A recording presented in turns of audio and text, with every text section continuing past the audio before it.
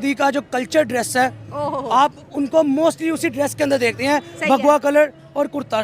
ठीक है, आप देखें कि वो अपने कल्चर से के साथ कितना लॉयल है, इवन कि अपनी पब्लिक के साथ, अपने मुल्क के साथ इतना लॉयल है कि वो अपने कल्चर ड्रेस को ऐसे ऐसे बड़े मौक़ों पर इतनी प्रायोरिटी देते हैं।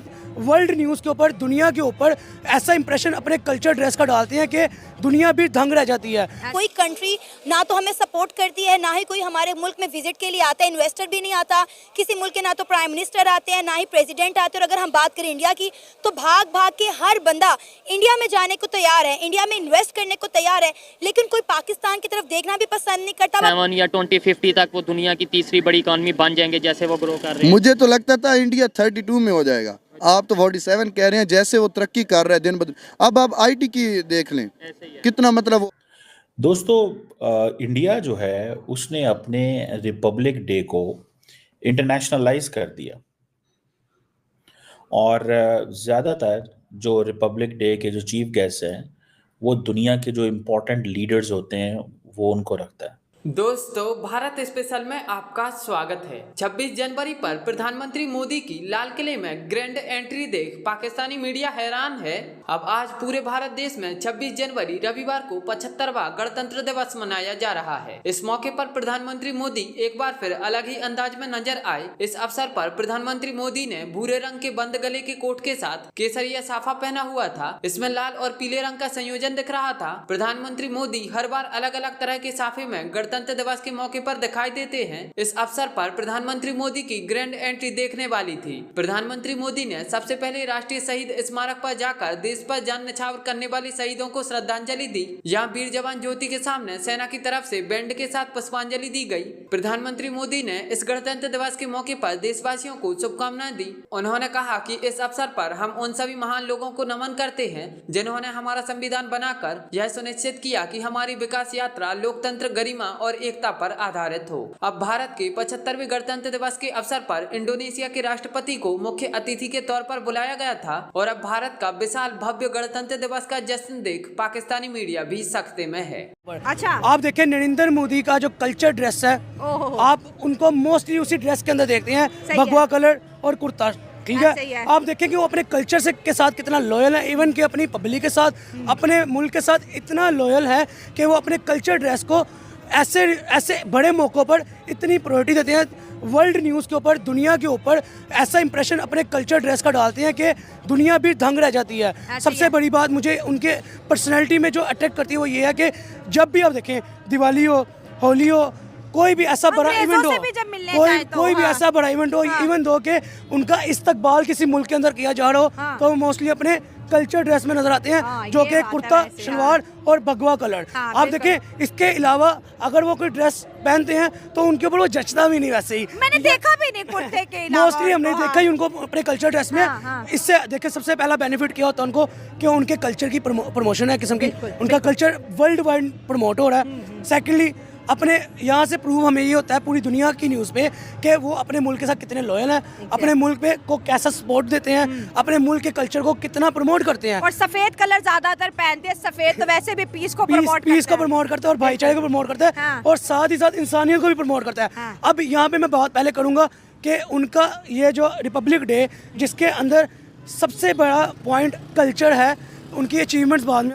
इंडिया जो है उसने अपने रिपब्लिक डे को इंटरनेशनलाइज कर दिया और ज़्यादातर जो रिपब्लिक डे के जो चीफ गेस्ट हैं वो दुनिया के जो इम्पोर्टेंट लीडर्स होते हैं वो उनको रखता है।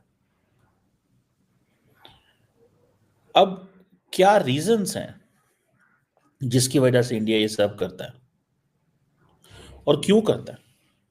Starting from 1950, president Sukarno of Indonesia जो कि इंडिया का पहला चीफ गेस्ट था, और आज फिर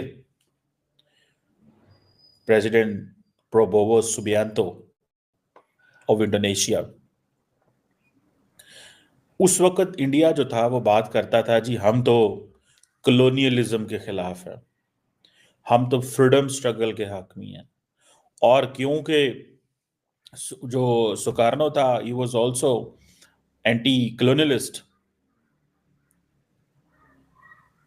सो ये आप समझ लें कि उसकी ये इंडिया की ये अप्रोच रही है टू गो इंटरनेशनल।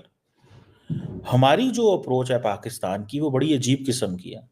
हम सारा दिन अपनी बातें करते रहते हैं, आपस में बातें करते रहते हैं, अपना लिखते रहते हैं, अपने ही बोलते रहते हैं, अपने ही सुनते रहते हैं, कुछ समझ नहीं आती हमें।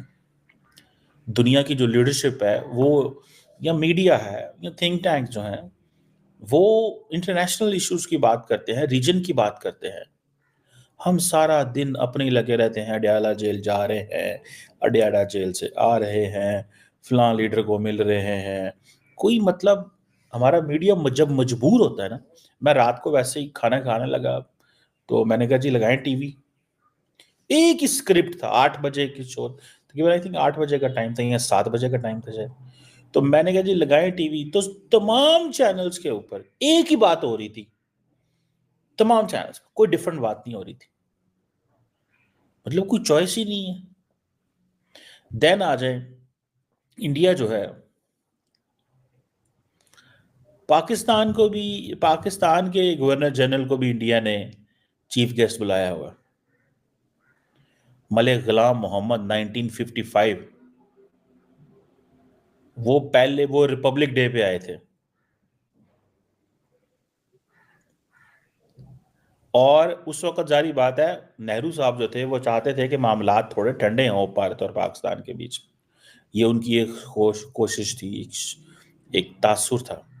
That was very wise of Nehru साहब। आज नरेंद्र मोदी का जो मकसद है वो अपनी एयर पावर दिखाना है, अपने वेपन्स दिखाना है, अपनी डिफेंस कैपेबिलिटी दिखानी है। ये नरेंद्र मोदी का मकसद है। ये नरेंद्र मोदी साहब का मकसद है कि मैं कैसे आज बताऊं। देखें, हर दौर में जो लीडरशिप होती है ना, किसी मुल्क की भी हो, उसका एक डिफरेंट एक वर्जन होता है, व्यू होता है, और वो डिफरेंट अंदाज से सोच रहे होते हैं। वो डिफरेंट अंदाज से सोच रहे होते हैं कि क्या है, क्या नहीं है, किस तरफ जाना है, किस तरफ नहीं जाना। तो ये आप समझ लें कि इस चीज को अगर आप देखेंगे तो इंडिया जो है, आज का इंडिया डिफरेंट अंदाज से चल रहा है। सो कभी इंडिया ने ताल्लुकात को नॉर्मलाइज करने की कोशिश की, कभी पावर प्रोजेक्ट करने की कोशिश की, कभी कुछ करने की कोशिश की। So every time